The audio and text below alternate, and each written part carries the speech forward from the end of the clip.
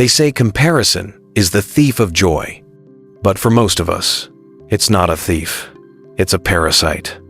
It's invisible, living in every scroll, every glance, every silent judgment we make about ourselves.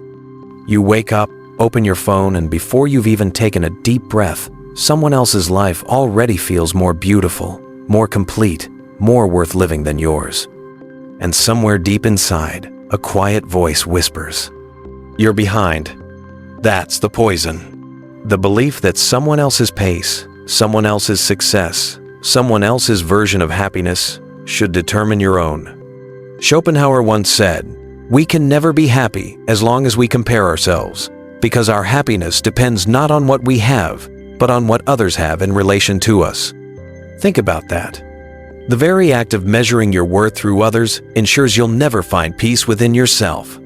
It's a trap we built together, a world where your achievements mean nothing until they're seen, where your self-worth is hostage to the illusion of someone else's perfection.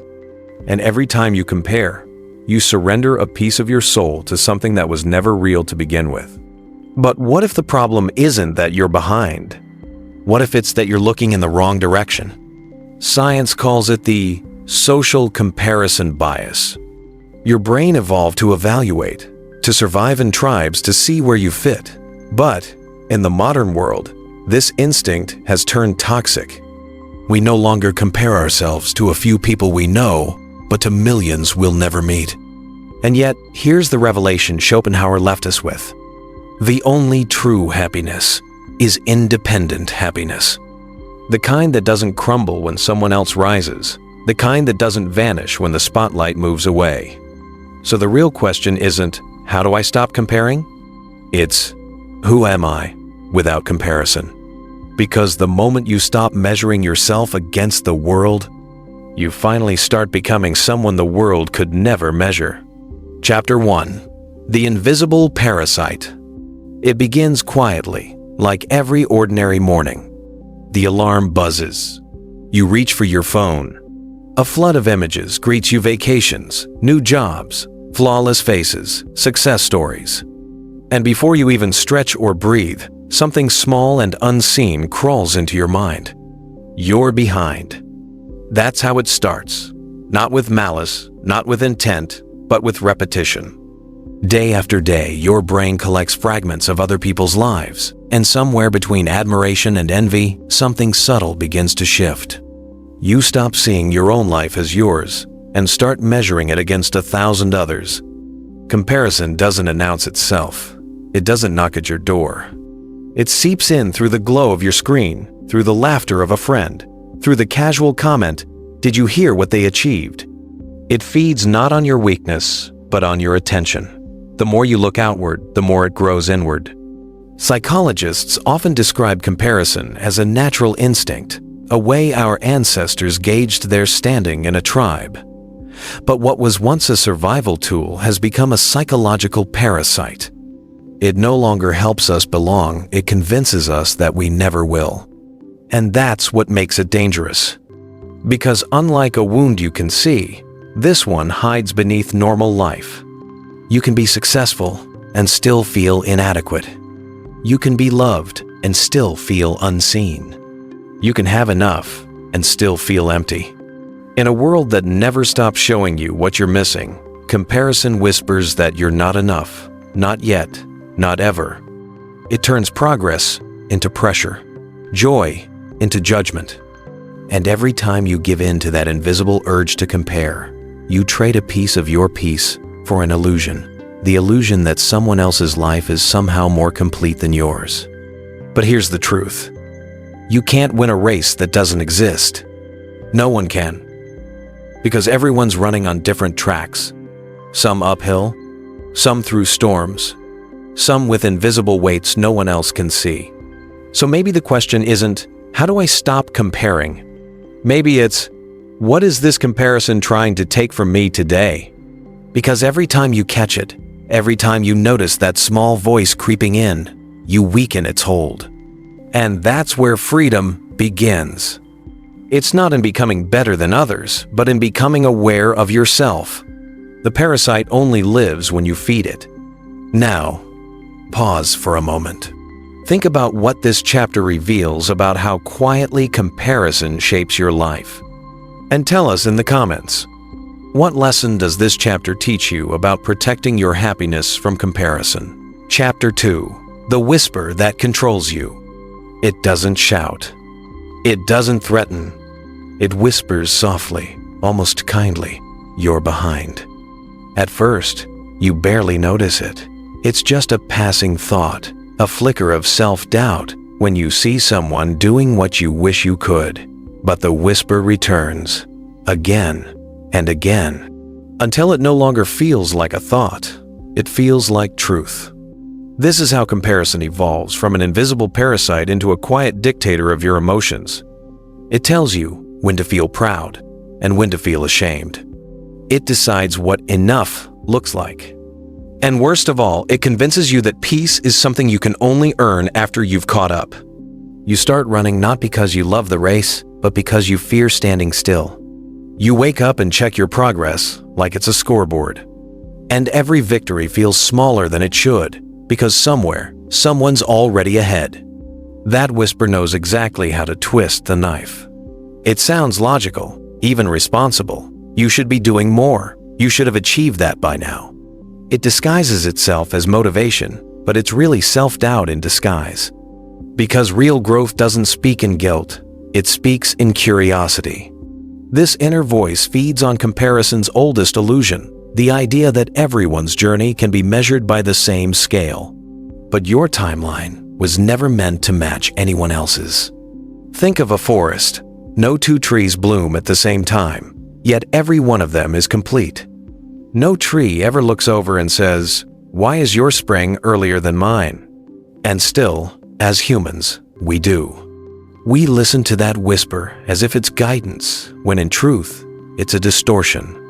The irony is that the whisper only has power because we believe it's us.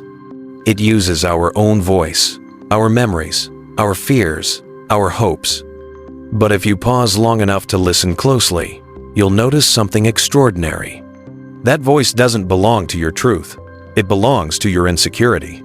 You are not the voice that says, "I'm not enough." You are the awareness that hears it and chooses whether to believe it. That's where the first crack of freedom appears. The moment you stop reacting to the whisper and start questioning it. Because once you see it for what it is, a trick of the mind, a habit of fear, you begin to reclaim your power. The whisper loses its control the moment you answer back with one simple realization. You are not behind. You are just on your own time. Chapter 3. The Schopenhauer Revelation.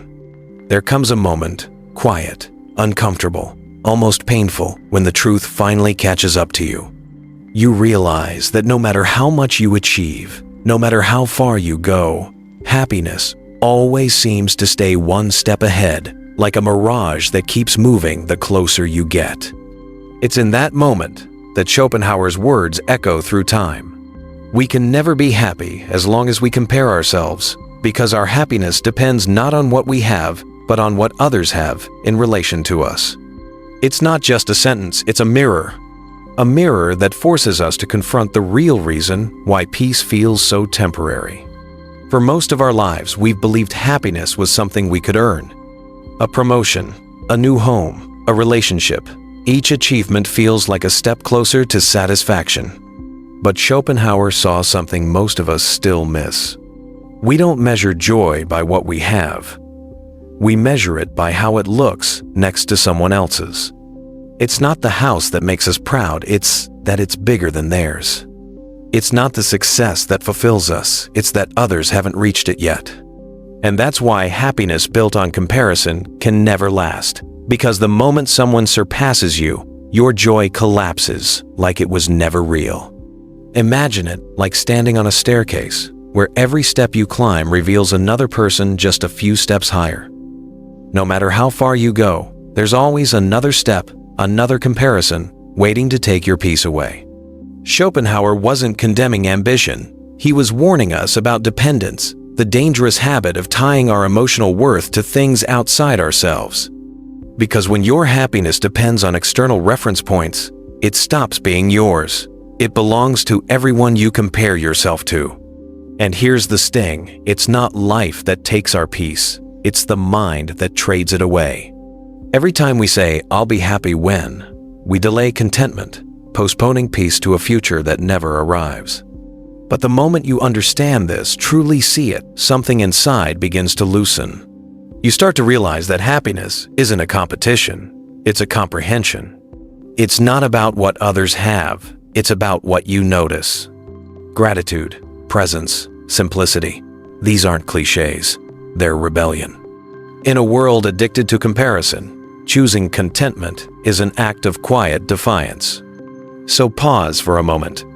Think of how many times you've let joy slip away because someone else's version of success looked shinier than yours. And then remind yourself, happiness that depends on others will always belong to others. Now, I want to hear from you. Leave a quote for someone else scrolling through the comments. Write this: "The day I stopped comparing, I started living." Chapter 4: The Trap of Illusion. It's one of the most dangerous traps of modern life, not because it looks threatening, but because it looks beautiful. We live surrounded by carefully curated worlds, glowing screens filled with filtered faces, achievements, and lives that appear effortless. Every scroll, every story, every highlight reel tells us what success should look like. And slowly, without realizing it, we stop living our lives and start performing for them. This is the illusion, the silent theater of comparison. A world where reality has been replaced by presentation, where joy becomes a prop and happiness becomes a headline. Schopenhauer might have called it vanity, the endless pursuit of being seen. Because in this new world, value isn't measured by what we feel, but by what we can show. It's not enough to be happy, we must look happy. Not enough to grow, we must prove we're growing. The irony is haunting. We chase validation to feel worthy, only to end up emptier than before. We compare our behind the scenes to someone else's best moments and wonder why our lives never feel as perfect. But the truth is, no one's life looks the way it's shown. Behind every flawless post lies a private struggle, a hidden doubt, a story that never made it past the edit. And yet, we measure our self-worth against the illusion, a ghost of perfection that doesn't even exist. It's a psychological mirage. The more you chase it, the thirstier you become. You keep scrolling, searching, comparing, hoping to find inspiration and end up drained, convinced you're falling behind in a race no one is actually winning. The trap isn't technology, it's perception. We mistake visibility for value, attention for achievement. We believe being admired is the same as being fulfilled. But fulfillment doesn't come from being seen, it comes from being real. When you stop performing for approval and start living for authenticity, something profound happens. You return to yourself. Your world quiets. Your energy shifts from chasing to creating, from proving to being. The illusion fades when you look directly at it, when you remember that the purpose of life isn't to impress, but to express. So, take a step back from the noise. Ask yourself, how much of what I do is for me, and how much is for them? Because every moment spent trying to be someone else's version of enough is a moment stolen from your own truth. And maybe that's the lesson hidden beneath all the filters and facades. You don't need to be seen to be significant. You just need to be yourself. Now, let's turn reflection into action. What lesson does this chapter teach you about escaping the illusion of comparison? Or leave this quote for someone who might need it. The moment I stopped chasing attention, I found peace in authenticity, the quiet victory. In the end, it was never about being better than anyone else. It was about becoming whole piece by piece, moment by moment, without the need to be measured. We began with comparison, that quiet parasite that steals joy without a sound. We heard the whisper that tells us we're behind, unworthy, unfinished. And then we faced Schopenhauer's truth that happiness can never live in the shadow of someone else's life. But through it all, something deeper emerged. The realization that peace is not found in what we chase, but in what we release. When you stop running after validation, the noise fades. When you stop looking outward for worth, you begin to see the beauty in what's already yours. Happiness was never a prize to win. It was a presence waiting to be noticed. So the way forward is not about more success, more recognition, more comparison. It's about less noise, less pretending, less measuring your light against another's. It's about standing still long enough to remember, you are not behind, you are becoming. Your journey isn't late, your growth isn't small, your story isn't invisible. It's yours, and that alone makes it extraordinary. So choose peace over pressure, choose presence over performance, and choose to see your life not as a competition, but as a creation. Because the day you stop comparing is the day you start living. And maybe that's where all true happiness begins. Not in reaching the world, but in finally returning to yourself.